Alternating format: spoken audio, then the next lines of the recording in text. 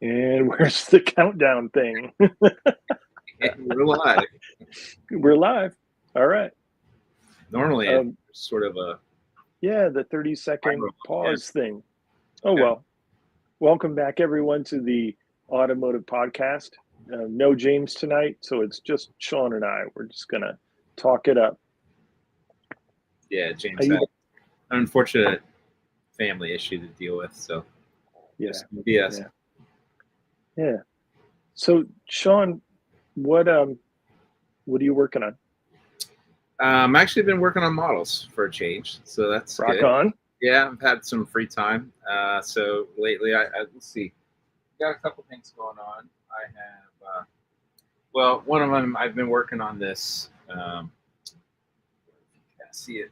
I've been doing a step side conversion of the 60 AMT 60 Ford Okay. pickup.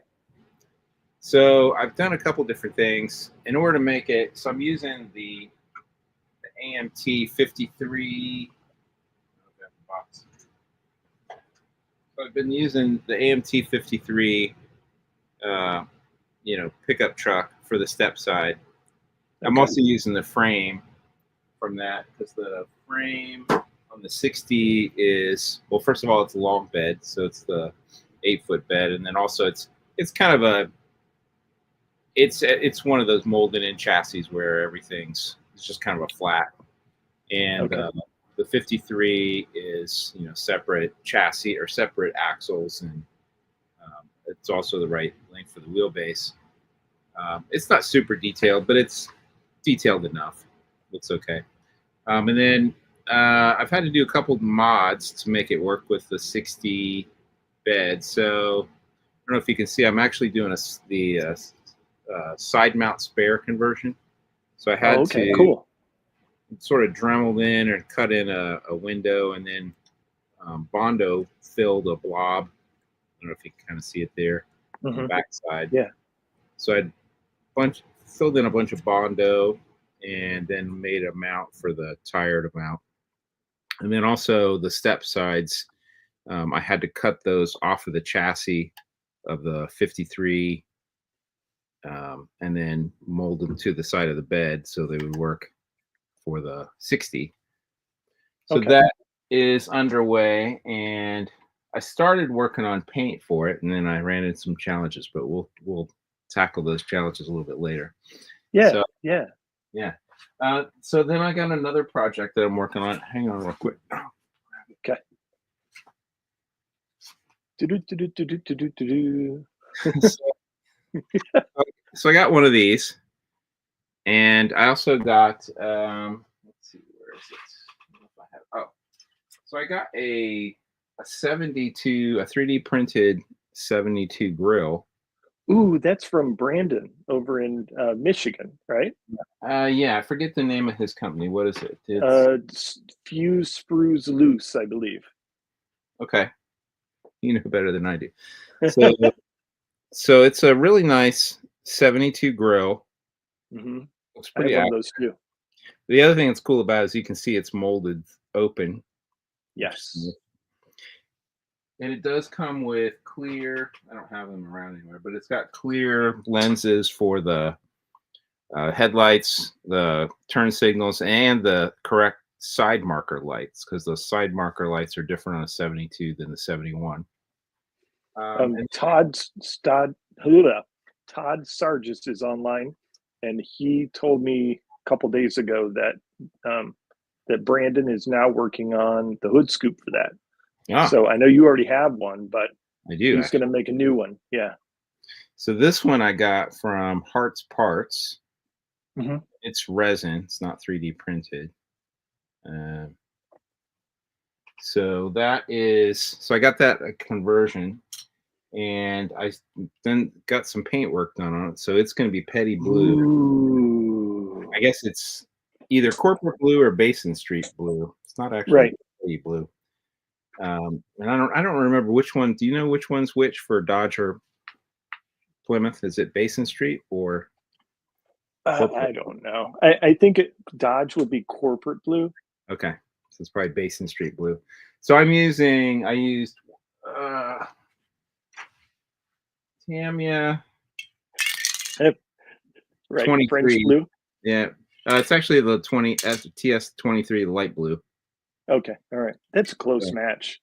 yeah, it seems like a close match. It's close enough to my eye. I was fine with Right, it. What's cool about the kit is it actually has the correct stripes, hood stripes for a 72, which right, were also you could get on the Twister version in 71. correct. Um, You're gonna do that in matte black in between the yeah, stripes. yeah. Okay. So I'm kind of, as you can see, I'm sort of halfway started. I've painted the base coat. I put the decals on. I'm actually doing a vinyl top conversion. I don't know if you can see it, but I've added the Yes, trim sir. and the overlap for the um, vinyl roof on the top. Right. So this is going to get a black vinyl top. So this next task is to mask and paint the black. And then this will get 2K clear over the whole thing, seal the decals in, and then I'll come back and do a flat black insert on the hood. Yeah. So finish that off. And then my plan is to also do, this is going to have the chrome accessory package. So I did the gas caps in chrome, the wheel lips will be chrome. It'll have the chrome strip on the front. Right. Yeah. So it's going to Now be, you're talking. yeah, it should be a fairly accurate 72. In fact, I realized the interior is correct for 71 in the kit, but it's not correct for a 72. The dashboard's different, seat patterns are different. But the latest version But of that they just reissued, I think it's the 75 or 76 Dart Sport. if you could hold out for the AMT 72 that Steve's working on, that has the correct interior. Oh, okay. Well, the 76 Dart Sport also has an interior that has the Okay. correct dash. The seat patterns are pretty close enough for my eye. And Okay. I already have one of those, so All right. it's going to get that interior, and it drops right. So it's kind of a little bit kit bash, and you can get a halfway decent 72 out of it. Right. So that's underway. So I'm kind of hoping I can get that finished for the BSAC show that's in a couple weeks here. It's coming up. The Buckeye Classic, right? Yeah. Yeah. So that's kind of my goal for that. How about yourself? What have you been working on? Before we get started, John Majan says he's building an AMT Chevelle and the stripes wrinkled up. Any ideas? All right, John. Um, I assume you're using the kit decals and you used a hot clear coat over top. What are your thoughts? Well, did the stripes wrinkle up from the clear coat, or did they just wrinkle up Oh, from just being applied? right, right. So I guess we'd need to know Yeah. if it's Follow up there, John. Let yeah, us know. maybe a little bit of Um, information. We go can ahead. tell you what to do. So I'm still working on the lavender metallic Lexus LC500 from PZY. Got the black polished out, looking good. Nice. So then I started working on the interior, and I I painted. didn't realize that's lavender. I Yeah, saw pictures online. it's I just thought it was silver. it's 4 parts silver, 1 part purple metallic. So it's Uh, just a little bit lavender. I wanted it to be a little different than anything else. nice. Mary Kay. Yeah, yeah. Cosmetics. Well, it's a Lexus, so it's got to be kind of classy. Yeah. The interior, I did a wine metallic, Oh wow. and I'll mask the seat inserts and do the rest black around it. So it'll be the wine will play off against the purple in the paint, and I think it'll pop out a little more. And what kind of wheels is that going to get? The kit wheels, give me a second. They're like a custom set of Okay. big chrome rims. Pimp. Pimp. Yeah. It's got carbon fiber Nice. ground effects around it, and I did those in matte so that they'll stand out a little more. Sexy. Yeah, yeah, I'm excited about this one. I really want to finish this one by Buckeye Classic. Cool. I'm excited to see it. Yeah, and just yesterday, I started playing around with a new resin that I got from Elegoo. This is a Bach Mono, which is a one-seat sports car. They're like $250,000 Ford Cosworth engined like go-kart for the street. And Elegoo sent me some clear blue resin.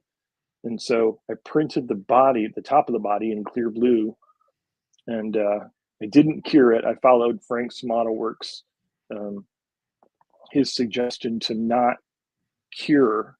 So basically, I just cleaned it really, really good and left it alone.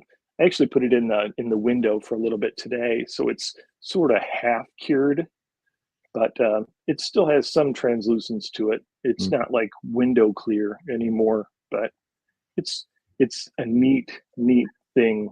I think with the when it sits on the body, it'll just look a little different than a model normally would. And I forget the by not curing it, what's that supposed to do? So with clear resins, like when you print with clear resin or clear blue, the moment that you cure it, it clouds. Oh, okay. So you have to be real careful with it. And if you take it out of the machine and you put it under, in the water, it clouds immediately. Hmm. So I kind of snuck up on it and used resin detergent instead, which evaporates. And so I sort of snuck up on curing it and cleaning it. I wonder if that Versus, causes it little fractures inside it might. that's where the clouding might come from. I wonder. Well, when you first get it off the printer, every little scratch or print mark is filled with a thin layer of clear resin. And so when you pull it out of the machine, it looks like, like candy glass. But then once you wipe it off, wipe off that thin layer of resin, you start to see the imperfections in it. But yeah, it's neat. That's an Ala Vizel design. I've been working a lot with him. He's a great guy. Just the Koenigsegg Chimera, the purple car, that was his design as well. Yeah, nice kit. I actually I don't think I was even aware of that. What's the name of it? It's a Bach Mono? Yeah, BAC Mono. And I had never really heard of it either. And then I Googled it and I was like, ooh, that's cool. Pictures earlier in the week and you're kind of showing me and I was like, oh, that's cool. I'd never seen it before. Then I started Googling and I'm like, oh man, these things are pretty wild looking.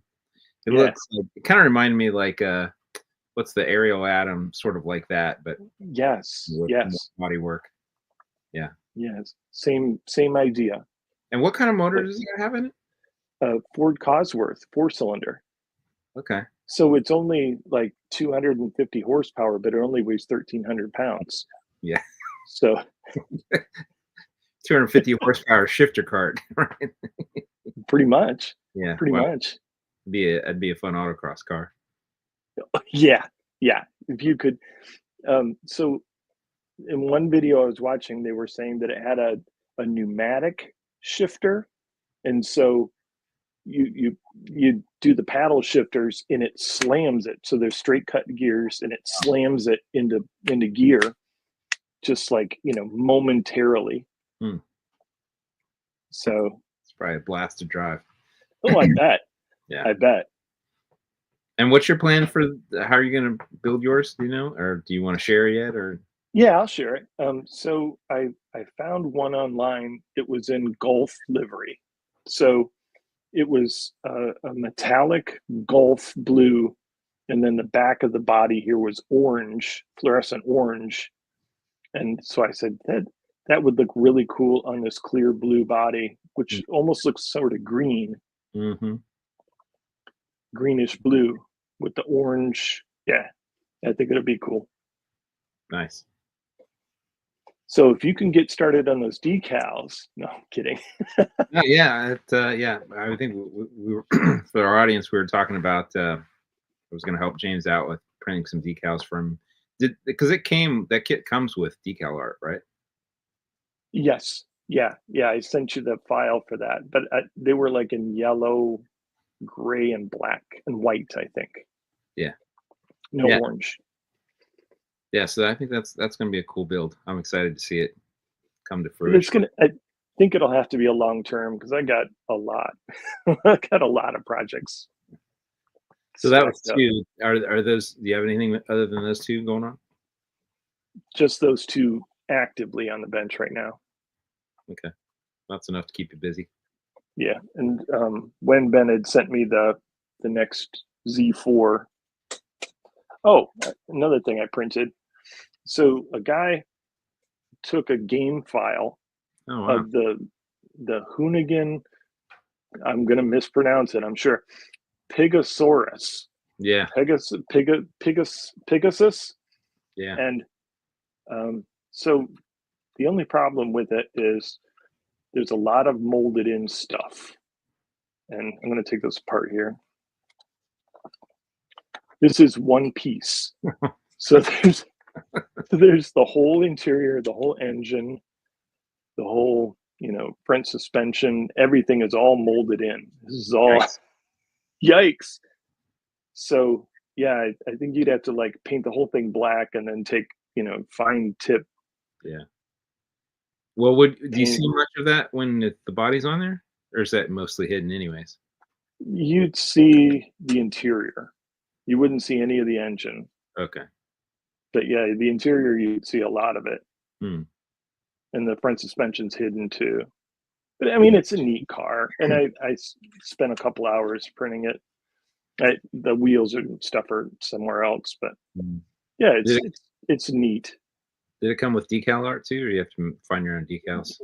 There's a place called Decal Doc that sells the actual decals for the Hoonigan car, but it's like $36, Oh and wow. they're laser printed too, so it's like a pink background, Hmm. and then you'd have to trim them. You'd have to paint the car exactly that shade of pink, and then trim around the decals. I don't know. I don't Yeah. know. It's a lot of work. Right. Sounds That's that's a lot of work. yeah a little sketchy. Yeah. Hmm. That's a neat car. I saw that car at the SEMA show, I think last year in Oh, person. really? Yeah, it was pretty neat. Um, in fact, I was just watching the Peterson Automotive Museum is doing a display Ooh, of block cars, and I was watching on YouTube. I mean, I've always been a huge fan of Ken Block and all his cars, and if you've never been to the Peterson Auto Museum, you definitely that's a bucket list item for a car guy. I've been there okay. several times. It is a fantastic museum, and I would love to be able to go back again and see that Ken Block retrospective. I've seen a couple of his cars. I haven't seen all the ones they have on display, but um, they do such an amazing job of presentation, and Okay. it's one of the few places I've seen where um, cars are really presented there as pieces of artwork, and they're in large rooms where there's almost nothing in the room except maybe one or two cars where you can get back really far away from the car, kind of look at it from a lot of different angles. They spend a Can you lot of go all the way around them, I yeah, assume? you can spend a lot of time. They spent a lot of time on lighting the cars just right, just to really. It's like I don't know. They treat the cars like they're just pieces of art. They It's are. yeah, and it's a great place to see those types of things. So I loved the opportunity to go see that display in particular. Road trip. Yeah. The other thing that's cool about the Peterson, if you ever go, definitely pay the extra money to go down and do the basement tour. Okay. It's amazing. They have and so they probably have, I'm guessing, I'm sure this is wrong, maybe 75 or 80 cars on display at any one time in the museum. Okay. Down underneath it is another 400 or 500 cars not on display, that are just, it's like an underground parking garage, but the stuff they have is just amazing. Uh, it is the most unique. Um, it's like the Smithsonian of cars, really. They have the actual cars, the one of ones, things that are, just notable, concept cars from the factory, um, Wow. So movie they cars, don't they hot don't actually own them, right? They're just they yeah. own quite a bit of them, and then they Okay. also, they get a lot of, stuff. I wouldn't say donated, but on loan for, Okay. and then they rotate the stuff in the display, or they rotate the displays fairly frequently, and they're great for doing like a collection of retrospective works. The time that I was there, they were doing, like it was an anniversary for Porsche, maybe 75 years or something. They had Okay. all the most notable Porsches, that had ever, raced, the, like, um, and then they had, I can't remember what else they had. There was, I don't know. Anyways, great museum, definitely. You get, if you're can go, it's in, LA there. So if you ever get a chance to LA, definitely We worth have it. a Yeah. one of our factories is in LA, so maybe I'll get to go someday. Yeah. And definitely plan on spending the day there. Because Okay. there's a ton of stuff to see, and it's excellent museum. What was you say you Porsches was on display last time you went? Yeah, I'm trying, and there was a race car driver. I'm so bad with names. I can't remember who it was. It was one of the road racing guys that had also raced Indy cars. So it had like, you know, 7 or 8 of his classic, like most famous race cars. I Okay. can't remember who it was. Maybe Al Unser or something like that, or I don't remember. They have a huge motorcycle collection. Um, Okay. Lots of movie cars are always on display. They rotate a lot of different movie cars out there.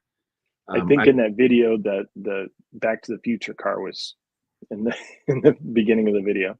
Yeah, I mean, they have the original Batmobiles, like several different ones, Fast and Furious cars. Um, they have GM show cars from the 50s there. Okay. Just a lot of cool stuff. Neat. Yeah, that sounds like a road trip. Yeah, definitely. So let's see. Are there any interesting So comments? 242 says he went to the Peterson Museum and the Honda Museum in Torrance last year as well. Great places to visit. Um, Onyx says the Pontiac Transportation Museum is all about things in Pontiac in Michigan. Okay. Um, I didn't know two, about the Pontiac in Michigan. the Hoona Pig was in Luftagut is on Mare Island. Okay, cool. Um, John still hasn't said anything about his Chevelle yet. Yeah. Um, so let's talk about your airbrush. So let's start with the basics. What airbrush are you using? Okay. So I was texting James, and I was like, I had an airbrush fail over the weekend. I was going to go paint my 60 Ford that I had, and I started painting with it, and it was a disaster. And so I have a Pache VL, which is 30 years old. So that might be part of the problem. I don't know. I don't know if this is. I've had mixed luck with it. First of all, I'd Okay. say in general, I hate airbrushing. I just have not really mastered it, and I think the problem for me is there's so many different variables to control, and I never know, is it because is it something, is it the needle size, is it the air pressure, is it the paint that I'm using? Is it, you know, humidity in the air? Like there's just a lot of different. Okay. Unlike the spray can, you just hose things on and you're going to get what you get. There's not a lot of things you can control. With an Right. airbrush, there are so many different factors to control. And if you Okay. get the wrong combination of things, so for me, I say I have very wide ranging results with airbrush. Okay. About 40% of the time, maybe I get something that looks decent enough that I can, buff it out. And other times, you know, terrible. What air pressure are you using? So I have, um, it's hard to know exactly because the way my gauge is set up, it goes from 0 to 30 with a couple of ticks in between, right? So I'm Okay. gonna guess I try to put it around 20. Okay. I So don't when you set know. it for 20 and then you pull the trigger, it drops down. Correct. Okay. So for me, I like to shoot at 20 psi. So I'll turn it up to 25 ish. Okay. And then when I pull the trigger, it drops down to 20. And so then I have a steady 20 psi. Okay. Uh, Um, and what's your goal with the air pressure? Like, what does good look like? Or how do I know what's good is? oh, wow. So I use two airbrushes. One is a 0.2 needle and the other one's a 0.5. I use the 0.2 needle way more than I use the 0.5, Interesting. unless I'm doing, like clear or a body color. If I'm just doing like a seat, I don't want to shoot a lot of paint. I want a very fine Right. atomized fan of paint, and I may do 4, maybe 5 layers before I get the tone that I want. So whereas with like a 0.5, you do 1, 2, and you're covered. Mm, With my 0.2, I'm 1, 2, 3, and I'm moving all around it. So by the time I paint one seat, I might be 5 minutes into painting a seat, but I know that it's thin and I know that it's right. That's my thing. hmm But back to your question. So um, if you have a wide angle of spray as you pull back your trigger, if you have a wide atomized and it's not shooting spots,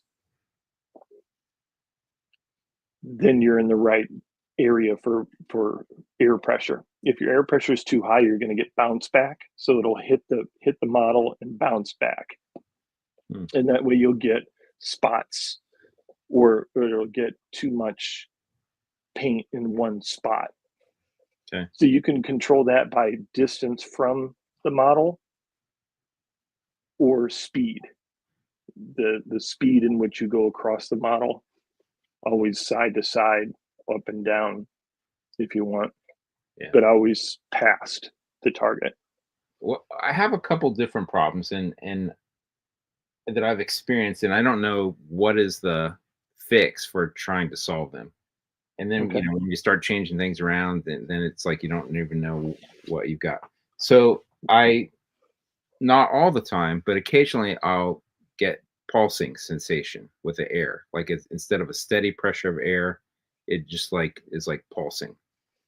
Does What your that? does your air compressor have a tank, or is it a It's running? it's tank, and I can, I don't know if you can see it down here. So this is the Oh that, yeah, that's basically the same thing I use. okay, and you can see I have a water or moisture trap on it, and Is your basement humid? mm, I don't know. Okay. Is there any water inside that moisture thing? So I just put a brand new one on it because it's supposed to change color, and I'd had it on there for a couple years, and I thought, well, maybe that's a problem. So let me put a brand new one on it. Um, Mhm. so I that don't one's run one. I don't run one at all. interesting.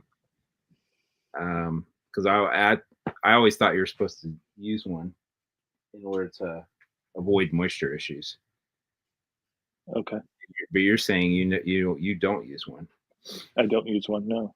Okay. Um, what type of thinner are you using with your paints? Or back up, what kind of paint and what kind of thinner are you using with it? So the most recent one where I had the most problems. Let's see.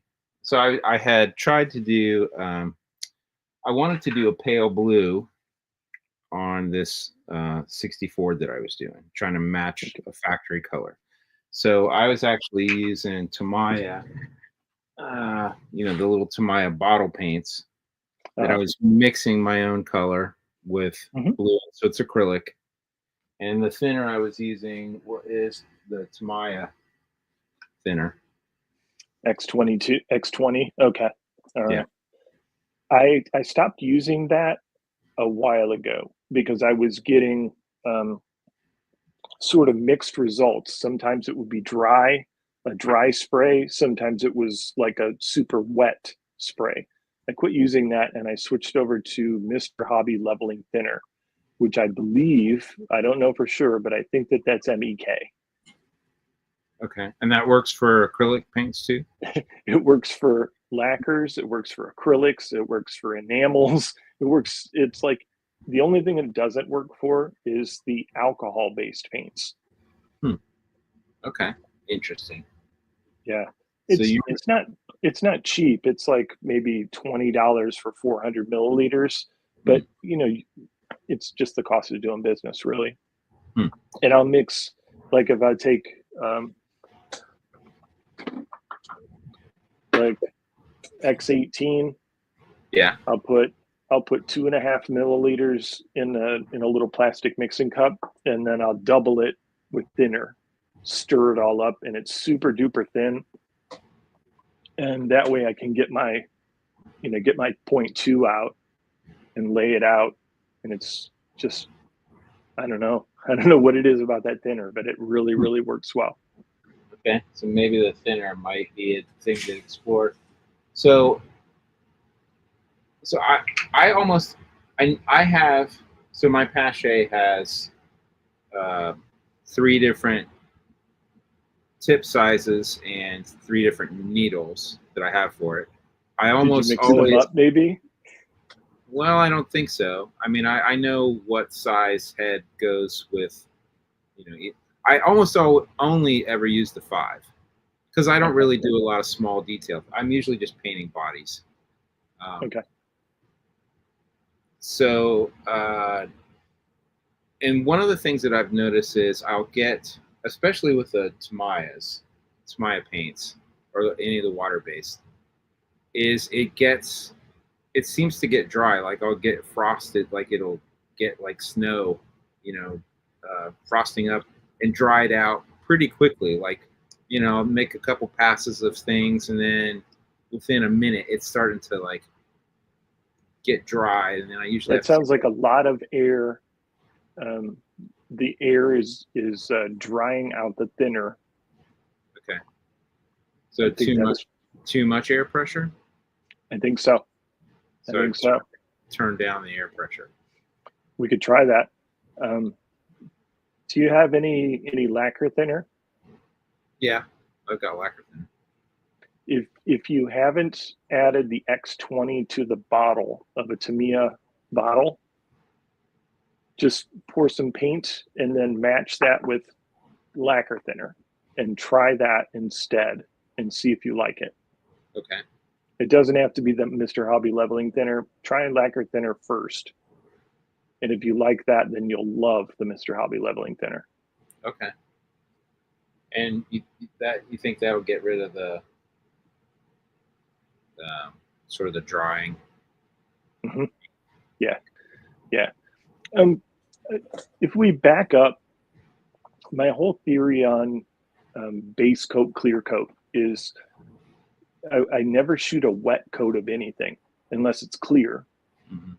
Clear, I'll shoot wet. But base coats are always just for coverage. So just enough paint so that it's covered, and you're done. When I see a lot of people online, and you do what you want to do, but when I see a lot of people online and they like, oh, I'm ready for clear now, and you look at it and it's all shiny and stuff, you're like, that's way too much paint on your body, and that's how you lose your panel lines and yeah, you got way too much paint on it.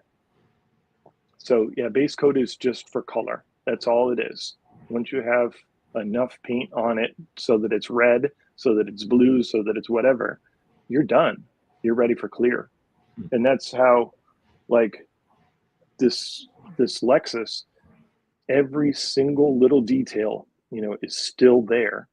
Even like the parking sensors, they're all still there. And I didn't scribe those out. They're just there just isn't enough paint on there to fill them in. Yeah. What so what kind of airbrush do you use? I use a cheap Master brand. So I both of my airbrushes are from Master, and you get them on Amazon. I think the point two is like $40, and the trigger one that I use is like 70. Okay. So, and they both come with, 2 or 3 needles, but I just leave the 2 and the 5 and just unscrew them, screw them back in. Hmm. Interesting. And what's your thoughts about the Pache? I started with a airbrush very, very similar to that. I think it was a Pache. It's kind of, maybe it was a Crescendo, whatever that brand is. Crescendo 175, but it was kind of heavy in my hand, if I remember right. I had a side cup like that. Yeah, I really that's don't. what I started with. I don't like the side cup at all. And in fact, I have little glass bottles that I often, if I'm gonna like spray clear, that's enough paint that I tend to be like, that's another thing. I end up with so much mess when I'm spraying, like, because I spill stuff. It just like there's paint everywhere. The cleanup is a pain. So yeah, I typically use but I've seen the other airbrushes that have the gravity fed top with a Yeah, little mine's cap. on the top. The cap is on the top. That seems like that would be so much better to use. But I've had this since I was in college. I started using an airbrush with airbrush inks and actually did illustration work with it. And Okay. I used it for that purpose, and it was great. Like when I went to try to use it to convert my thinking into painting solid paints and model cars, I never really got comfortable with it. And when I worked at the design firm, we had a prototype lab with a full-size drive-in spray booth with a downdraft. I mean, a big, $40,000 drive-in with a downdraft. And I painted with an Automotive touch-up gun. Okay. All right. Had great results, But and you're shooting oh yeah, thing it was wide. yeah, like a 6-7 inch pass. It would just like turn it on, right, and it would be gloss smooth, perfect. I would always be like, polishing kits. What do you need a polishing kit for? If you just spray it, right? It comes out perfect. And for years, I painted that way and really had no problem. When I left that place, I had to come home and actually start painting things in my basement. Man, I really struggled. It's like No wonder you do the Tamiya spray can so much, because that's exactly like what a touch-up gun is. Yeah, it's very, to me, it's a very, I just have that sort of feel of, I want a hose paint on, right? I'm not like, I don't pick at it and sort of build up a little bit of layers over time. I'm like, so like spray cans make sense to me, and I can paint well with spray can. I really don't have, other than dust in this environment, because I used spray cans in the paint booth. They came out great. like dust free, like never had, perfect home. Man, I really struggle because I know I'm going to get dust in it, which means I'm going to have to use a polishing kit, which means, so it's like a whole series of things like it, which leads me to then, oh, I'm going to have to airbrush it, especially to get certain colors, not, I mean, Right, there's paint cans are wonderful, but there's often not the color that I really want to paint it in. right. Um, Especially if I like to do a lot of factory stock kind of things, and then I want to match, a color, and then, inevitably I'm going to have to, either mix it or do it myself, which means I'm going to have to. So, but I have so much anxiety about using the airbrush, and because I just have mixed luck with it, and I really struggle with getting Let's work reliably. let's get Consistent. together, and I want to do a spree session with you. I'll teach you my way, I would love and that. if you like it, then you can have it. You know what I mean? Yeah, If you don't like it and you say no, this isn't for me, then just do it your own way. But I'd yeah. like to teach you the way that Steve Goldman taught me. I would love that. I would love to have somebody just help me dial in. Yeah. And then the other thing, like we talked about cleaning the airbrush before. I was used to stripping everything down completely apart, and you're Well, like, no, like I watched your video that you'd made. people rip me apart about that, but I they're they just I think that there's with all the O-rings and stuff inside, once you start scrubbing at them, I think you dislodge them and tear them up. So yeah, just flush some thinner through it. It'll be fine. Yeah, I wonder if that's what has happened to mine or something, that it's because I've taken it apart so many different times, and now it's not quite. Um, Sealing, maybe. Yeah. yeah, um, The other thing that I sort of struggle with is I just don't feel like I get a very fine spray. Like the spray that I get out of it is blobby, or Okay. the particles are big. It's like coarse. Yeah, I think your thinner isn't breaking down the paint enough. Hmm, It isn't thinning it per se. okay. Yeah, I think you may like lacquer thinner better, and it dries a hell of a lot faster. Hmm, interesting. Like by the time you get to the other side of the car, the first side is dry to the touch. You can finger sand the dusties out of it. And so you even use lacquer thinner with Tamiya acrylics? Mhm. Yeah, yeah, Interesting. I wouldn't have known that you could do that. yep. Now, That's I started doing that when I was in Arizona. huh. And do you prime everything before you paint it? No, No. You still use lacquer thinner and yeah, get away with it? yep, yep. A Wow. couple times it's bit me in the butt, especially with resin. So resin sometimes has a curing agent in it. Cast resin, not printed resin. But cast resin sometimes has sort of a greasy film on it, and if you don't wash that off with Dawn dish soap and you just go straight to paint, it will pull it right off. So I prime bodies, but interiors, chassis, engines, I don't even bother primer. It's just a useless coat of paint. Yeah, I'm sort of with you on that. The only time I ever really use primer is if I'm going to use like a touch-up spray, like an automotive touch-up spray, which I occasionally use, or I want to seal in body work because I like, Body or I'm work, big gonna time. use putty. I've bondoed something in. Yeah, I definitely kind of seal, and because I'll use the You, primer as the thing to sort of you fill in the sort of micro um, holes, and then but also bondo itself is so porous. It's like if you don't fill it in, it's going to get the paint Here's will. another tip for you. If you say you're going to be doing a blue car and you want a white base, throw a little blue into your white primer, and you can start with a light blue, Hmm, which will make your blue. It's less coats to get to blue from white if you tint your primer. hmm, interesting. Same idea with using a pink primer for red. Okay. Well, you're airbrushing. You're probably, Yeah, yeah, yeah, Holmes, yeah. yeah. I'm using spray cans, but Yeah, we'll do a paint booth session, and I think you'll be happy with it. yeah, I would love that. That'd be all right. You're on. All right, we can do that. Yeah, Maybe I'll do a video. What do you guys think? yeah. People out there in the audience. That'd be a fun one to do.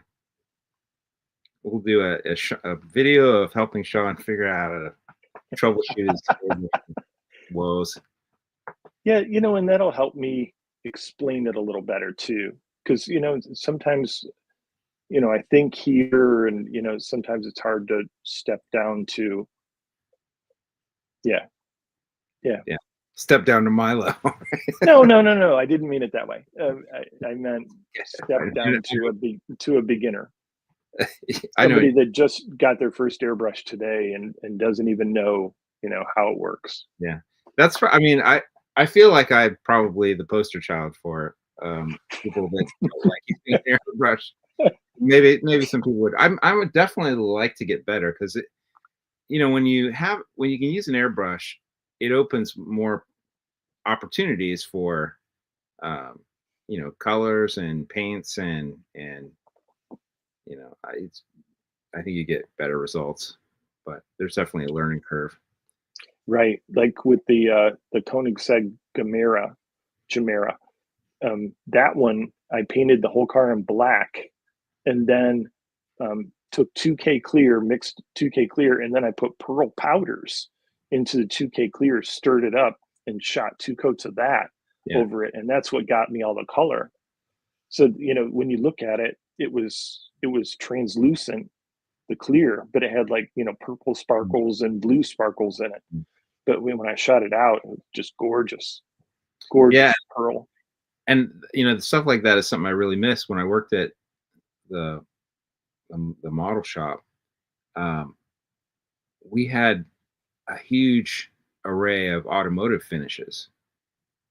Left over because they would buy paint for different projects, and then there'd always be paint left over, so you could go in. I used just a tiny bit for a model car, so I could go in and raid the paint cabinet, and they had hundreds of automotive base coats, but we also had fancy stuff like the powders, the powders the that you're pearls talking and metallic, and tinting colors too. So like you could tint the clear, and it was like highly saturated tints. Like it was a little almost like a candy, right? Yeah, they were like candy. So I could mix basically any color, and most of the time for most of the things I sprayed, I would mix it from scratch. I just find pictures on the internet, and I would mix it. I did that for years. It's so frustrating now to like, I feel like I've started over again as a modeler, like gone back. So it's really frustrating. And in most part is I'm cheap. So I only want to use just this much paint anyways. So, a big bottle like this will last me a long, long time because I'm thinning it 100%. So 23 milliliters, I'm getting 46 milliliters of paint out of that. So I got a question. How do you know what's too thin? Yes, you can make it too thin, and you're just shooting straight lacquer thinner, and you won't get any buildup at all of the color. I've done that. When I finish painting, I'll just dump the rest into the into the bottle, and stir it up, and then by the time I get near the bottom, it's almost straight thinner because I keep dumping it in, and then I don't have to thin it anymore. Well, definitely. I guess I definitely need to try the different thinner material, because that sounds like going away from the Tamiya thinner. Yeah, I think that's a good first step, is to get away from the X20 and go to a lacquer, because it'll evaporate faster. The other thing I noticed when I was spraying, because I sprayed some parts. Let's see. I don't know if you can. You wouldn't be able to see it on camera. So I had sprayed one of the parts, and again, I try to hose things on, which is probably part of the problem too. But it actually was very watery looking. It was um, it bubbled up like it was uh, like, you know how you put water on a car that's been waxed, and then it Hmm. beads up. That's what I was Right, getting, and I felt like, oh, now it's so thin. I've thinned it down too much. And what I was right, doing, I was thinning it, trying to avoid, um, the freezing up, like the paint freezing up on the end. I thought, well, maybe it needs to be thinner, right, uh, but then it was beating up on the surface of the part that and it was still freezing up. So, right. yeah, maybe the thinner is the problem. And Um, sounds like maybe air pressure. I might need to turn it maybe down a little bit, or Eves makes a good um, comment here. The leveling thinner is the best for me. It works lots of paints. I use cheap thinner too, but it makes it too hot. So yes, he does have a point there. If you have any body work or mold lines or anything, it may bring them out. It may ghost them because the lacquer thinner is too hot. So you really have to kind of be careful with that. Get some Mr. Hoppy leveling thinner, and I think you'll really like it. okay, But in the meantime, just try some lacquer thinner on, like a paint an engine or a transmission or something that doesn't have, any body work on it or any sand marks on it, and see if you like the way it sprays better that way. okay. Well, that's definitely a hot tip. And then for like your 2K clears, how are you? What's your sort of tips for that? I over thin that as well. So if it's a 4-to-1 ratio or a 3-to-1 ratio, I match the reducer to the amount of paint. So if it's a 3-to-1, I'll do 3 parts paint, the clear, 3 parts thinner, 1 part activator. So I'm over thinning my clear quite a bit Okay. because I want it to atomize more. So I'm getting a real fine spray that I'm building up over, 2 or 3 layers. But I only really shoot 2 layers of wet clear over this. So it's a super thin coat of clear, and I have to be careful when I'm polishing. But I like them thin. I like my paint jobs thin. Yeah. Yeah. I probably I've erred on the side of making them thick, right? Spraying with the big gun, like it would, Right. you hose paint on. But it would be nice and smooth, right? It wouldn't have doing all the Everything's smooth, right? There's no corners anymore. It's all just smooth. yeah. And then I I have done a couple of different metallic paint jobs where I would get sort of a mottled metallic, like the thinner would be so hot it would actually eat into the base coat and then Yep. start to, make the metallic kind of swirl or do Basically, it's so wet that it's puddling, and then they all kind of join together. Yeah, yeah. you're shooting way too wet. Okay. So when I'm doing like with this silver, I'd shoot down the whole side of the car, and of course there would be lines because they call it tiger striping. So there would be tiger striping. So then I'd do like a fan action, real wide. So then I'm distributing the particles of metallics, and then I'll do a wide fan over the whole car Mm, to get to evenly distribute the metallics out yeah. to avoid that line. And that's another thing I sort of struggle with the airbrush is, you're painting on as you paint on if I paint a wet coat on like the side, Hmm. then it's dry as it blows across the surface. You get dryness on the because your spray pattern is so narrow. Whereas with a Uh-huh. big gun, I boosh, And never had to deal with that dry issue. Like it was wet all over and it would just flow together. You get a nice smooth coat. And with spray cans, I don't have that problem either, right? Because it's a wide pattern, right? Yeah. But I have struggled with like, well, how do you deal with that when you're to avoid that dryness, like on the opposite side? I always try and keep it at 90 degrees. So the spray pattern is always at 90 degrees. And if you're doing a top, do more like a 45 towards that area so that you're minimizing your dust or your flow going anywhere else. So down low is always 90, 90, 90, and then 45. Or, or tilt your model so that you're always at 90. Yeah. I just need to really readjust the way that I think about painting in order to use the airbrush, because I can see that my mindset is more I'm going to coat the coverage. Whole yeah coverage instead of like little passes.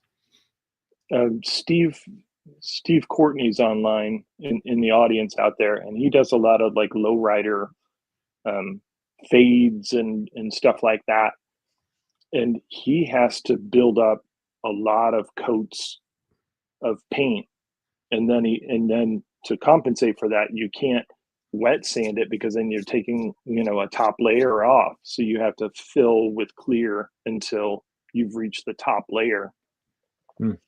It's something I've never tried. Maybe 2 colors I'll do on a car, but never like the lowrider, Yeah, I've always been interested in trying to do a paint job like that, but I haven't felt confident enough to try to tackle it. Right. We'll have to go to Steve's house after we're done and learn how to do that. Yeah, level up. Especially the taping. That's what I want to learn how to do. No doubt. I'm sure there's probably some techniques there. I'm always worried about pulling off paint. After you paint something, put tape down on top of it, and pull paint up with it. Done that. Yeah. We all. Let's see. Any great comments in the chat? I'm kind of looking to see. Oh, Eve's again. I've always found Tamiya paint's horrible for brush painting. Yeah, I totally agree with you on that. That's why I don't brush paint anything. Huh. I airbrush everything. So I'll lay out a piece of Tamiya tape, and then I'll take a ruler and slice it into 1 millimeter strips and lay out all my lines, and then fill in with tape to cover, even if it's something like an oil filter on a car, on an that it's molded onto an engine or something. I'll paint that white and then mask off just the oil filter to avoid trying to brush paint it. Oh wow! And see, now I do quite a bit of brush painting. Do you? Yeah. Okay. I probably like, especially in any small detail parts, just I'll automatically go to a brush. I would that's how you can build in fast. That's why it takes me a month. Yeah, like I mean, especially because I hate the airbrush, and then probably don't know how to use it right, and then the cleanup, like it's going to take me. I know I'm doing it all wrong, but if I get the airbrush out, I know it's going to be a 2 or 3 hour event to get the paint mixed, everything set up, spray something, and then clean. And I'm at least 2 hours into spraying one color on something. So I'm like, nah, I'm not going to deal with that. I'm just going to Can't wait to teach you, buddy. Yeah, I definitely need help. But I do like brush painting stuff. I guess I've just always brush painted. I enjoy. What happened? Did we lose the internet? You froze up for a moment. Okay. All right. Yeah. Okay. Yeah, things like most of the interior parts. I mean, like seats and door panels, and I'll spray like a main color. But if there's Mhm. any detail painting or if there's, like a instead of a seat cushion or something like that, I probably am gonna do, um, you know, hand painted with a brush. A lot of engine Well, parts, I'll just paint. Like engine block, I'll just paint the whole thing with a brush. I don't know. I mean, just a it's second, I'll show you. easier. Yeah. So here's the back seat for the Lexus. I took, you can see the thin strips. That's the changing color part, and then I used the where is it? The Mr. Neo. Yeah, the Neo masking sol. Mm. And you just brush that over, and it saves a lot of tape, a lot of time. So yeah, I'll just outline the wherever I want to stay red, and then mask off with the liquid mask that part. Paint it black. You can paint the lacquer right over this masking sol, Hmm. and then when you're done, you just pull the tape, and then the easiest way I found to get this stuff off is to roll it, and roll it onto itself, and it just kind of just rolls into a big booger. For lack of a better term. It's what it is, man. Yeah. Huh. Interesting. Kind of like rubber cement. You Right. know, Yeah. you Huh. That's kind of cool. I think I watched a video where you had used that masking stuff before. Um, I don't think I've even seen it in a hobby store anywhere. Have you? Did I you bought order? this one in Japan. I don't know. I don't know where you can get it here. I'm Mm, gonna get another one. I'm gonna go in May. I'm gonna get another bottle. This one's lasted a couple of years. yeah. Interesting stuff. Yeah. I guess just the having to tape things off is a chore too. So I tend to like the only time I really am going to spray something is if, or anytime I wouldn't brush paint something is if I don't want to see brush strokes, or I'm afraid. But even for for a lot of things that I paint, I probably put it on way too heavy. So I'll put it on heavy enough where I know it's going to flow and, flow out. And I'm not really worried about brush I strokes. don't think But I ever really learned how to brush paint. That's probably why I don't do it. I never really learned how to do I mean, at the end of the day, whatever works, right? I think it. if it works for you and you're happy with the result, then you should do however you know. Yeah, but it just takes me a long time. It takes me a long time to build a model just because I mask everything for airbrush. Yeah, that's probably why I can feel like I go way faster. Like I'll sit down on a Saturday and a few hours I've knocked out half the model. I brush large chunks of unimportant parts. Right. Um, Tim Tim joined just as I said booger. Welcome, Tim. I was talking about removing Mr. Micro's Sol. Roll it, roll it, roll it, roll it. Eves agrees with me. He uses a airbrush as a mojo killer. He says. He brushes. Some guys like Bob Downey, he can take a Sharpie marker and do his window outlines with a Sharpie marker. Yeah, I'm like, get out of here. that's how I do. The Get little out of here. Yeah, I use Sharpies a lot for the black rubber moldings around windows, and um, How do you get it so that it's not like, I don't know, it looks like purple to me. Maybe I'm not doing that right either. I mask and airbrush those two. oh god, that's so much work. It is. It really is. Yeah, no, I would never. Like I've seen people like mask all the black, especially like modern windows. They have that black field around the edge. I will always paint that just the back side of the window. I'll paint that with a brush with flat black or something. It would be a mess. I don't know. I mean, I guess I'm used to drawing and painting, so I had Yes. a steady hand. My hands are not as steady as they were when I was younger, but I can still. And then I've gotten good at cleanup too with like an X-Acto blade.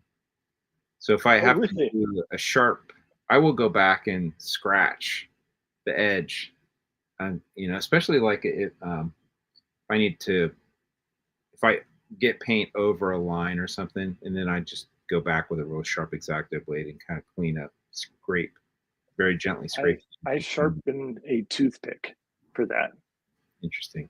and use a toothpick. um, Larry says he uses Gundam markers. Do you have any of those? I do not. I have a few of them. They're the paint markers, that you shake and there's a ball bearing or something inside of them. Oh. Hmm. And so I think that's an enamel, actually. Hmm. I use the Molotov Chrome ones. I use that a lot for things like, mostly I'll bare metal foil, window trim, and things like that.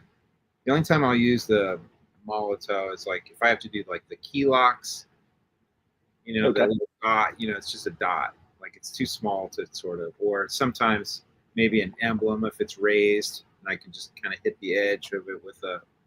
Yeah, I'll do dashboards with a Molotov pen. Yeah. Yeah, it's great for anything I know where it's not going to get handled or touched. So I don't have to worry about rubbing off or turning silver when it was chrome. But it looks great when you first apply it. Right. And yeah. Sometimes, like the way I do, I've seen people do bare metal foil where they'll cut a great big piece and do the entire window in one solid piece. I'm a cheapskate. I refuse to do that because it just wastes too much foil. So I will cut thin strips and do 4 individual pieces. But often what happens is you'll get a little, sometimes in the corner, it doesn't join together or something. Right. Do you cut them at angles or do you just overlap? Yeah, I usually overlap. I do too. Yeah. I do too. And I definitely can see. I'm not a contest modeler, so if I was really building for a contest, I wouldn't do it that way because I can see where it's been overlapped, on top of each other. Mm-hmm. If I really wanted 100% realism, I wouldn't do that. But would you do, if you were building I'm going to build a best of show car, would you do the big piece? Probably, just because I can tell a difference. I can see the ones that have been done that way because I can see where the thickness overlaps it, where the 2 pieces are. I can, if you're really looking for it, and if I was grading somebody on their modeling, but for shelf model, it's fine. Usually you don't even really notice, but like if you take a zoomed in picture, and then post it on the internet, it's like something that's actually so small you don't really notice it in person gets blown up, magnified in Instagram, like it magnifies all the flaws. That's where it really shows up. But if you were to look at, say, a 60s muscle car, they didn't come in one big piece of chrome. They were 4 pieces of chrome. Fair enough. Or they actually 2 sometimes pieces. actually overlap too in certain cases. So if you're going to be that detail oriented, I'd want to try to match that exactly in the right location. Maybe put some the panel liner, so that you can show the shadow. Right. All right. So next question. So if you're doing bare metal foil, is it over clear or under clear or both? I always do it under clear. Okay. Me too. For one, I'm kind of like you, at least because I know when I spray clear, it's gonna be heavy, and I'm gonna lose like depth once I put that clear down. So I want to get it before I get the clear down. And then also I like with 2K clear, I'm going to seal that foil in. It's there forever. It'll never come up, and you won't catch an edge and pull it off Yeah. with paneling or something. Back in my early days, I would do foil over clear. I would clear car through the body and then do the foil work. First thing, it's hard to get into the recesses because they're filled with clear. Yep. And then secondly, yeah, just one little niche and you nick the chrome, and then you got to try and patch it in or redo a whole side of the car or something. Yeah. No, I seal it too. And I'm bad about picking up a model by the window ledges. Yep. So right where your fingers are prone to pulling the foil off. So by sealing it under the clear, then you never worry about it. Right. Yeah, a lot of people say, "Oh, it dulls it. It's not as shiny if you clear over it." Nah, 2K clear, it's not. You don't have to worry about that. Right. Tim the jokester has wasted all kinds of powder metal foil on windows today. Big pieces. More power to you. These shelf models. I mean, yeah. If that's the way you like to do it, that's fine. I'm cheap, and that's so much wasted foil. I have thrown away more foil than I've used because it does have a shelf life. And back when I was in Arizona, I would go to the store and buy a sheet of bare metal foil, cut it in half, give half of it to Brian Gugamos, and say, "Here." And he'd be like, "Really?" And I'm like, I would end up throwing that away anyway. So, wow. Yeah. Because I don't build enough muscle cars. So, so if I build one, it's a new sheet because the stuff that I have is no good anymore. Okay. Yeah, I don't have that problem. Everything I build's got somehow feels like I go through a sheet a year at least. So okay. Do you keep it in the fridge like some people do? No, I've never had it. No, I actually just keep it in one of these shelves up there. And in fact, this shelf is just full of bare metal foil sheets.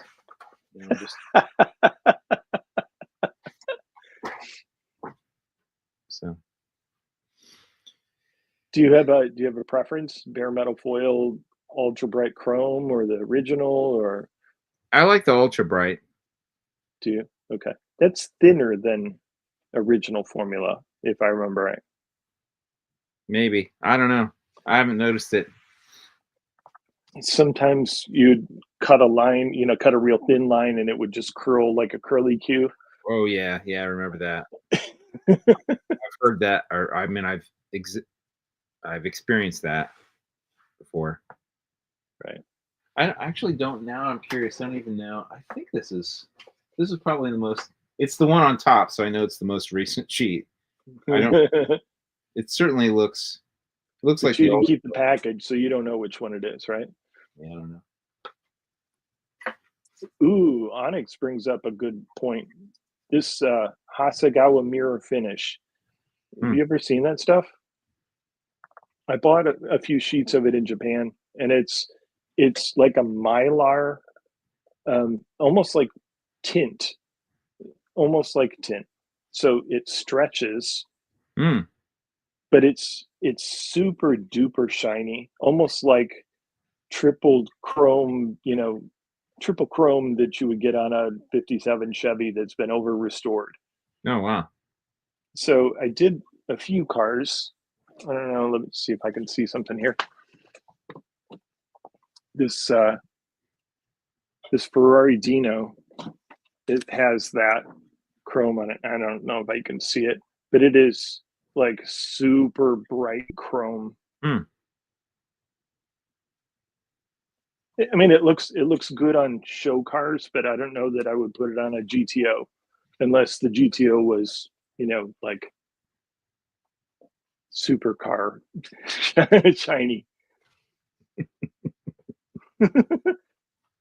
Hey, how do you feel about? I know Frank from our friend Frank. I don't know if he's on here tonight. I don't think he's on tonight.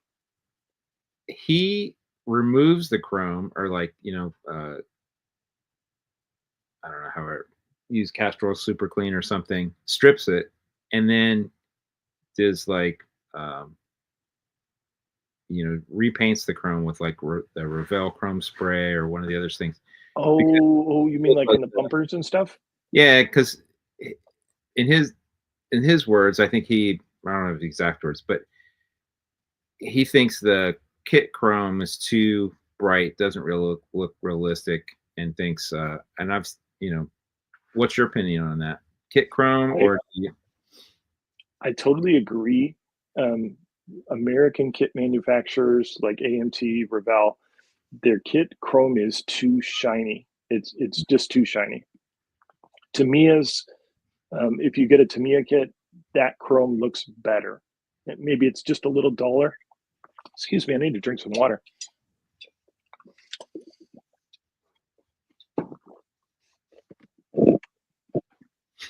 But I think, sorry, but I think that the American kit is too bright.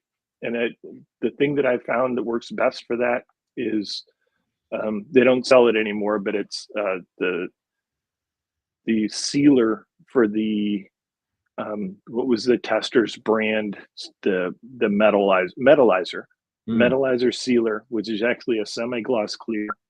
And I would hit the clear or the chrome parts with that clear, and it would just take just enough shine off of it. I think I can show you here.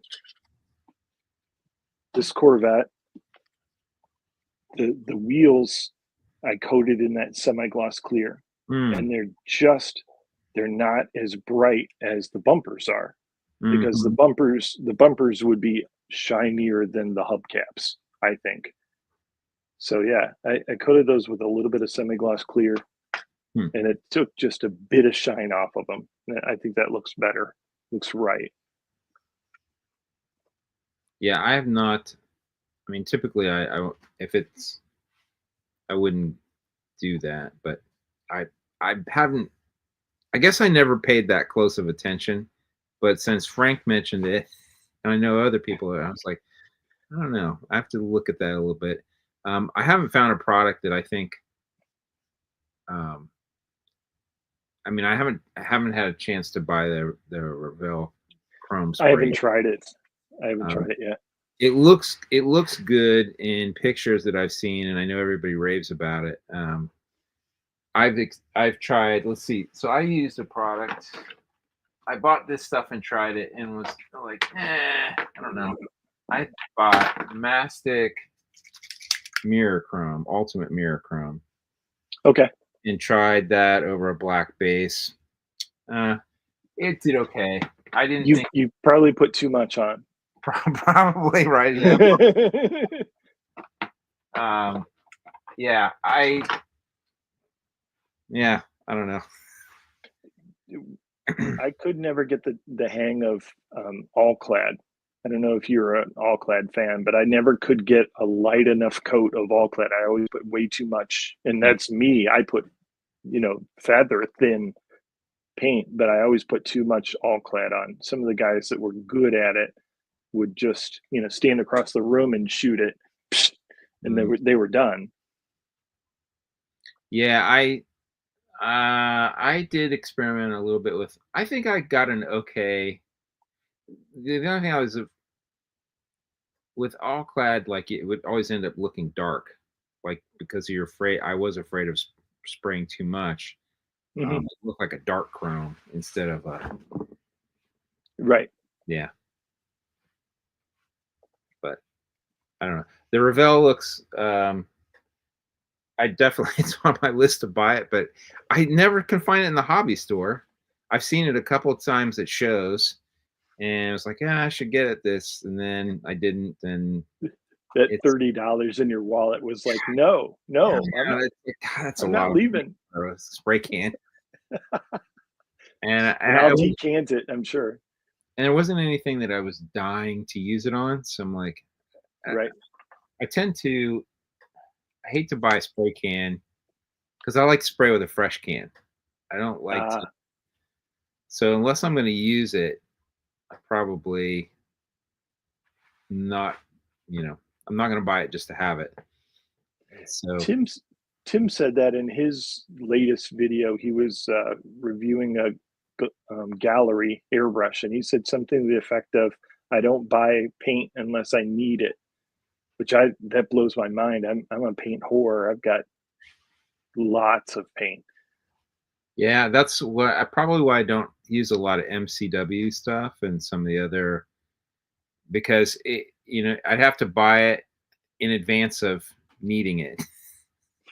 'Cause I have bought some of that stuff over time. Like when it first came out, I actually bought quite a bit of it and then didn't use it. And then, you know, a year later decided that I was going to use it and it was dried up or not good. So, and then was like, ah. So Yeah, I tend to, I don't know, for me, painting is like, I've mentioned this before. Painting for me is the sort of the peak of the mountain. of the build. Okay, Like once it gets painted, like there's because painting always feels like it's a crapshoot. Even still, I mean, I've been modeling for more than 40 years, right? You'd think by now I would have sort of it figured out. And for a long period of time, I felt like, I had access to good equipment and I had it figured out, and painting wasn't so much anxiety. But at home now, painting is definitely much more of a anxiety issue for me. And especially because I do a lot of the things that I build will have some conversion work done to them. So there's right. body work, there's, a lot of maybe custom fitting and whatever. So there's a lot of time invested in getting it to the point where I'm ready to paint it. And now, like, I don't want to waste or screw up all that time that I've invested. So if I paint something and it doesn't go well, I'm like, oh, now Right. I've wasted, 20 or 30 hours or whatever. So, but once it gets painted, it's smooth sailing and like it'll get done. And it's like the top of the curve. See, So for me, it's like I can paint a body and put it away just because the fun is over. For me, I don't like doing scratch building. I don't mm, customize anything. Everything, pretty much everything I build is out of the box. So yeah, I can have a car ready for primer in, half hour. yeah, yeah, we have different. Well, I wish I'm excited to spend some time with you on airbrushing because I definitely would like to get more confident in my painting skills. Yeah, no Get back problem at all, man. to I'd love to do that. my anxiety issue. Yeah, we could even do it at your place. I'll bring my airbrushes. All right, I'm gonna hold you to it. All right, no problem. Sounds good. Yeah. Um, What other what else? questions? Go ahead. No, no. What else we got? I was checking the chat here to see anybody else had any good comments or questions.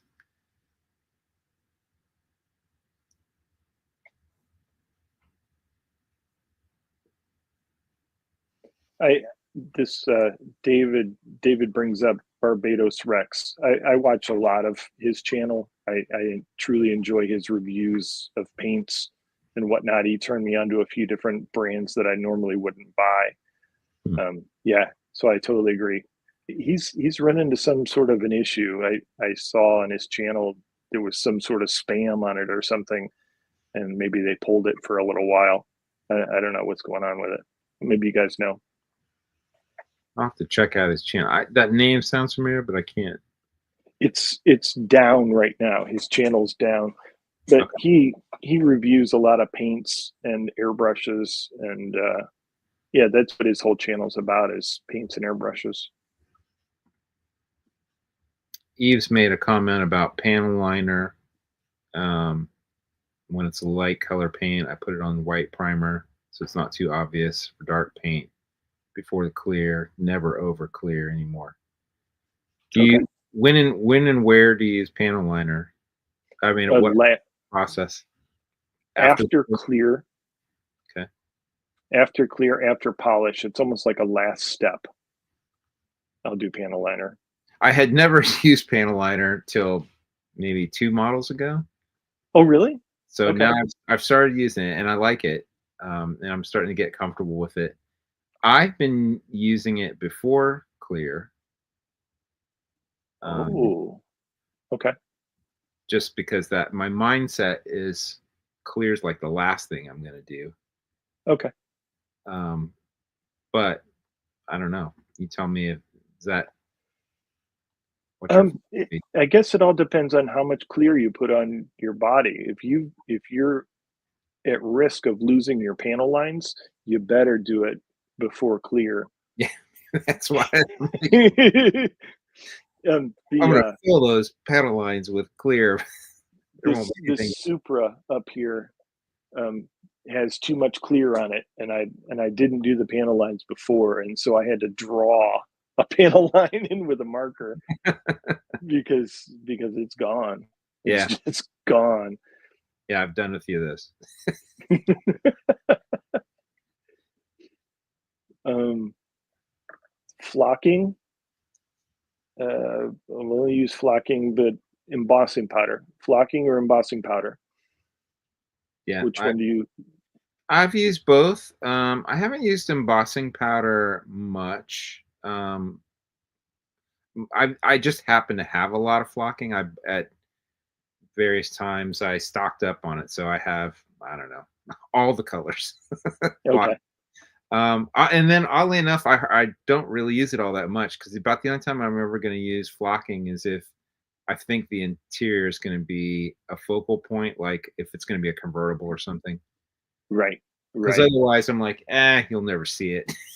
I'm not going to waste the Most time. most Tamiya kits have windows, side windows, so that even distorts the interior even more. Yeah. Yeah. Um, but yeah, on a convertible, it looks great.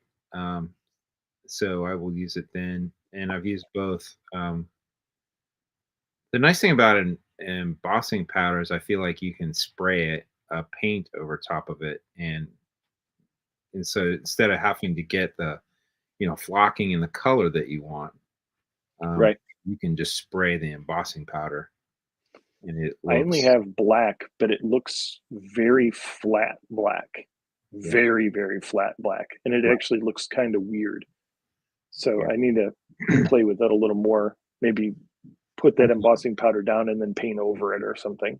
I don't think I've actually ever used. I've got black embossing powder. I don't think I've actually ever used it because I have black blocking. Um, but I've used the white embossing powder and then sprayed over top of it, and It's a good idea. yeah, it looks pretty good. Have you ever used it on like seats or anything like that, or just floors? Yeah, just floors, just work carpet. To me, the texture would look too um, heavy for a seat. I've seen some that look like a recliner. Like your couch, like floor couch. I mean, I guess if you want that look, I mean, but for me, the Right, texture would be out of scale for you know a cloth right. seat Yeah, recliner. I would rather texturize a flat paint. Like hold it farther back to get the bigger. To sort of to do a fabric seat or something. Yeah, that's typically what I do too. I'll do that method for vinyl textures, even vinyl roofs on cars, or if I'm going to do a vinyl or leather seat, I usually will spray flat and then mist from far away a gloss on top of it, Okay. just to let the paint sort of fall on it. Yeah. Um, Yeah. yeah, I think you and I are on the same page when it comes to tones and hues of color.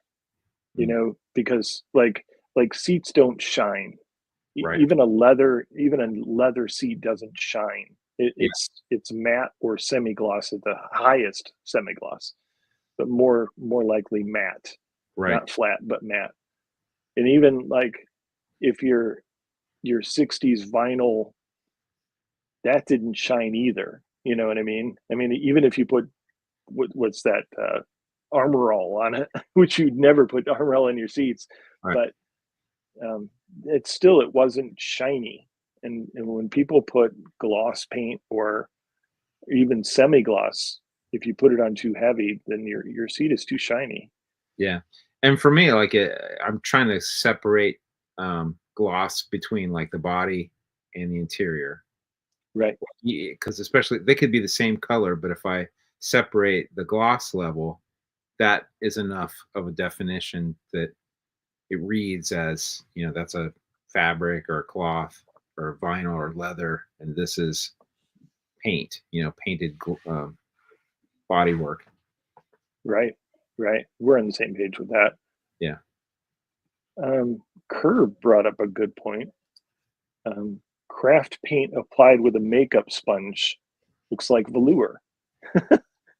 Hmm. Interesting. So the 70s cars, remember those? Yeah. I have not. That's actually a good idea. It's a good tip. To I'm give not. it a little more texture, yeah. Huh. That's Dean, interesting. I put flocking in the 77 Surfer van dashboard. Yeah, that happens.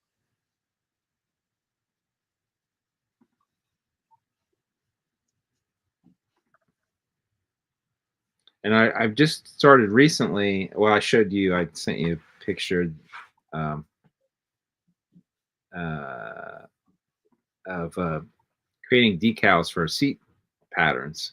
Yes. Plaid Yeah, I'm pattern. excited to see those when you print those. Yeah. So I had done.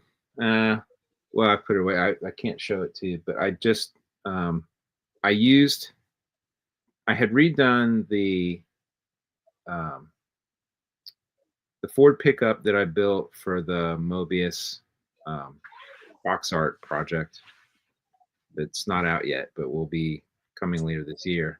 I took it Right. apart after I was done with it and did some additional detailing it and made it not look like the box art project anymore. But one of the things I wanted to do was to put a plaid seat pattern in it.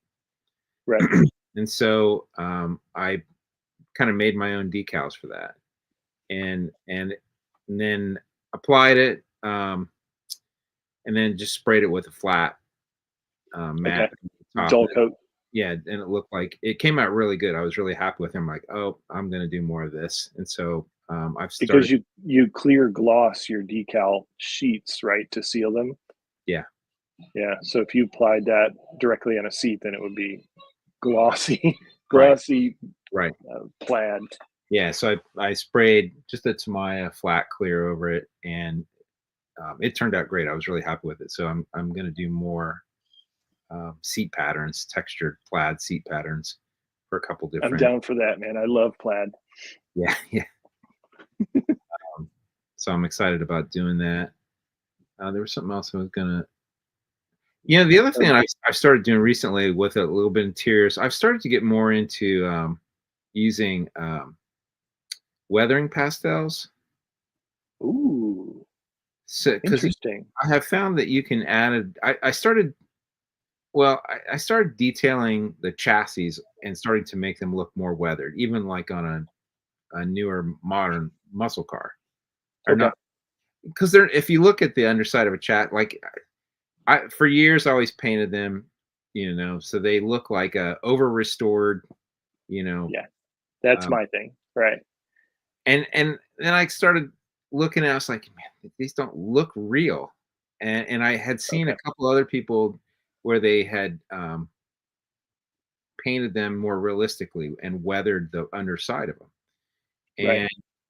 And I think I started watching some people on Instagram, and I don't even remember who that was doing, weathering and patinaed finishes, and I got sort of intrigued. I'm like, yeah. So I did a couple, and I found that I really enjoyed kind of putting that dirtying them up a little bit. up the underside of them. And I noticed the military guys, they were using these little Tamiya weathering master kits. So I've got a Right. couple that, they're like makeup eyeshadow. It's basically what they are. I mean, you get like the little sponge brush with Right. um but these I've found work really good for adding kind of depth to even interior parts. Okay. Because you can go in, especially like a seat that's been sat on starts to get a little bit of some color variation, and it can start to You look a sit. little bit dirty where you've kind of sat. Mhm. So I can just experimenting with that, just very subtle, but it adds a little bit more realism, I think, to the even in just in the interior. I think it looks good on exhausts too. The bluing and the gray, the gold. Yeah, so I've started to do more of that, and I really enjoy. Found that I like weathering chassis. I don't what I don't like is the oily engine when people overdo, like the panel liner. Yeah, They'll do an engine or something and just douse it with panel liner, and then it looks like a greasy yeah. engine. No, no. So the tow truck that I built, the Mobius tow truck, I did that and did You that. have to with a tow truck. Yeah. I don't know. I like the way I thought it looked pretty good. I was happy with it, and the chassis looks. Um, yeah, Used. it's looks a lot more used. Added a lot of rust, kind of textures and stuff on it. Um, Cool. and then using mixing up my own sort of dirty washes, and kind of coating things on there so they look, letting that wash kind of go down in the crevices and Yeah. um, yeah. I can't see like Jim Drew or Randy doing a wash like that or a finish like that. Everything's so pristine clean. I think that's Right. what I've gravitated towards. Yeah, it definitely depends what kind of car you're building. Mhm. I'm like I was using on a couple of trucks that I wanted to look weathered and used, and yeah, if it was like building a race car or something, obviously then it wouldn't make sense. But Even my race cars have, shiny paint jobs and before race, that's what they are.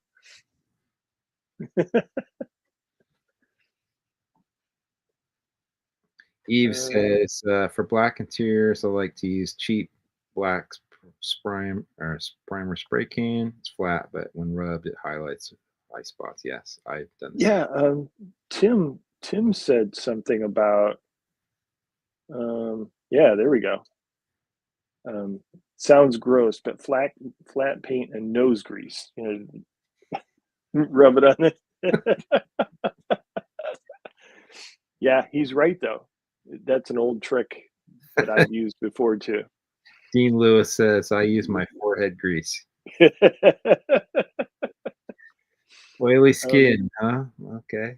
yeah, Curb wanted to know what kind of printer you're using for decals. I have a cheapy HP whatever printer. It's just Okay, inkjet, just the I got it as a uh, Black Friday sale. okay. Is it three cartridges? The the magenta, yellow, and black Yes. or blue? Yeah. Yeah. It What's might that even called? GYMK or something? CYMK. It might even GYMK. be 4 cartridges. I'd have to check. My wife bought it, and I almost know nothing about it other than it's fine. Like it does a good job. Like I'm Yeah, sure the decals you sent me were really nice. pretty much any modern printer, is going to be good enough. I mean, Okay. they all print well. Any modern inkjet printer. That's Where do you get your paper from? so I was using Bare Metal Foil brand, and I actually let's see. Hang on a second. So the hot tip.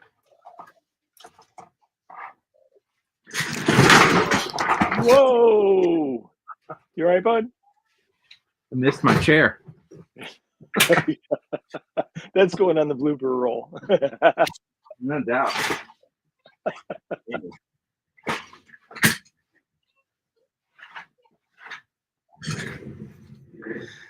It's getting late. Let's see. So I did have this brand that I got at the hobby store, right? So this is Expert's Choice decal paper. Okay. Like 3 sheets for probably $10 or something. Okay. But I recently went on Amazon, and this was 20 sheets for like $7. And it's Oh, wow. so just a DIY inkjet water slide. I don't know, some off-brand. It's exactly the same. Works Is that great. what you sent me? Was that brand? Yeah. Yeah, it looks really good. I haven't tried them yet, but Yeah, some made in China, something. It was yeah. well rated on Amazon, and you got quite 20 sheets. That's a lot. It is a lot. Great. Dean wanted to know if we're going to East. I'll be at East. Yep, I'm planning on it. Yeah, I'll definitely be there. Curb And decals will fade over time. Unless you seal them under clear, then they're good forever. yeah, I haven't found. I mean, I don't know if you maybe store your models near a window, Maybe. let sunlight bleed on them all the time. I haven't found any of mine to fade, but I also keep mine in the basement. Right. They're not in direct sunlight, so I haven't Right. had a problem with anything fading or turning yellow or anything like Right. Don't leave them in the sun. Right. That's what Tim says. Oh, if you want to bring back a decal sheet that's yellowed or whatever, you can do that. Put it on a window. that. I've heard that. I did that once I bought a 20-year-old NASCAR just for fun. I opened up the box and the decal sheet was straight up yellow. So I put them in the Arizona sun for a while and it brought them back to life. It worked? Okay. Yeah. I haven't tried that. Curb, where are you at? The exchange rate. Where are you?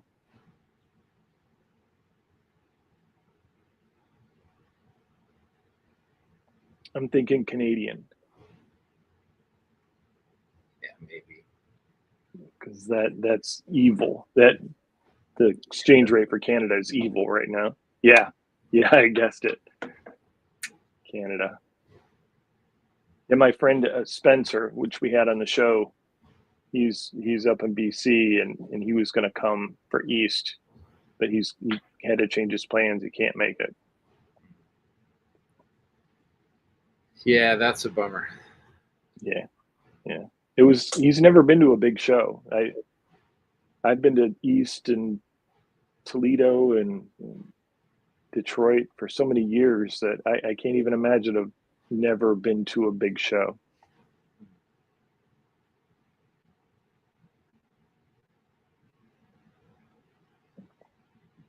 That's where it's at, especially NNLs. You get to meet people like Tim.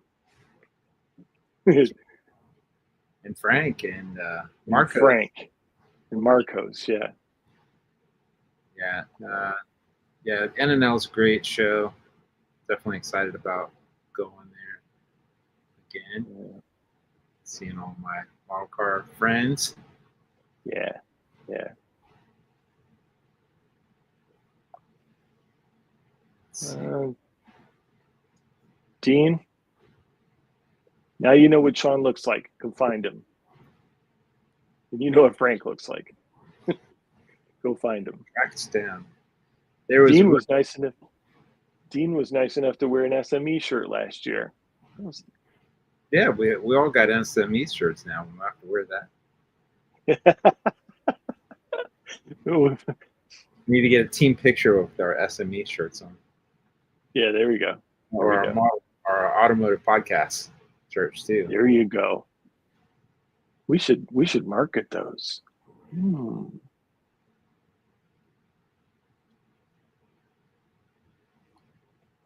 Out of curiosity, I was going to ask you, James. I saw that YouTube. I don't know if you saw the announcement about YouTube. The president of YouTube or CEO or whatever talked about new ways to monetize on your YouTube channel. Did you see anything about that or? No. What? Tell me.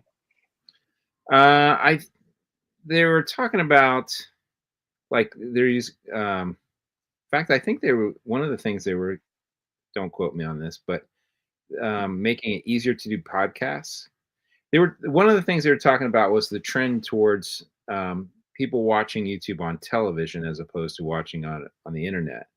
I think absolutely that's been a huge increase in viewership, and people are also more likely to watch for longer periods of time. And yes. For myself, YouTube is probably the channel I watch the most on television. I probably spend 2 hours a day mindlessly watching random videos on YouTube, because I always will sit down and I'm like, I almost always will start on YouTube and say, well, what's on there? Let me see if there's a new road. I like David Freiberger. I like his channel, so I'll watch, whatever that's going on. And then I look to see if, whatever usually your thread will just pop up. If you've posted a new thing, it'll be right in my stream. Okay. And then I watch HPI guy. I don't watch the whole videos, but I first 2 minutes and the last 5. Yeah. I like to see what's in the box and what it looks like when it's finished. Yeah. And I don't know, just watch lots of random car videos, but I do watch one of the things we're talking about is like longer format videos, doing better on television, and having channels that were bingeable. Like, would people, when they discover a new channel, they'll sit and they'll watch, a lot of that content. They're like, oh, they've watched one, they get interested, and then they'll watch another one, then another one, and then another one, another one. Could you imagine people binge watching this show? I suppose it's possible if they're a glutton for they're really, really bored, but I suppose it's possible. But I don't know. I just, maybe it might be worth checking out. They're talking about different forms of monetization outside of advertising. I just curious. Oh, I think I know what you're talking about. Yeah. So when I look at my analytics, like 38% of my viewers watch on a TV, which is cool. Me myself, I watch a lot on my tablet. I watch a lot of YouTube. I don't watch TV anymore. Okay. Like, I couldn't tell you what's on TV anymore. I just don't watch it. But I do have my favorite channels that I like to watch, and I watch them on my tablet. But if it's like A4 Garage, I want to see what he's doing, and so I'll watch that on the 55-inch TV. I want to see that. Or if it's something that's very cinematic filmed, I want to see that on the big screen. Yeah. And I'll kick Makiko off the TV and go watch that. Yeah, they were encouraging people to shoot in 4K because they were saying, people are, if you're watching on television, obviously blow it up. I've been doing that. I started this year.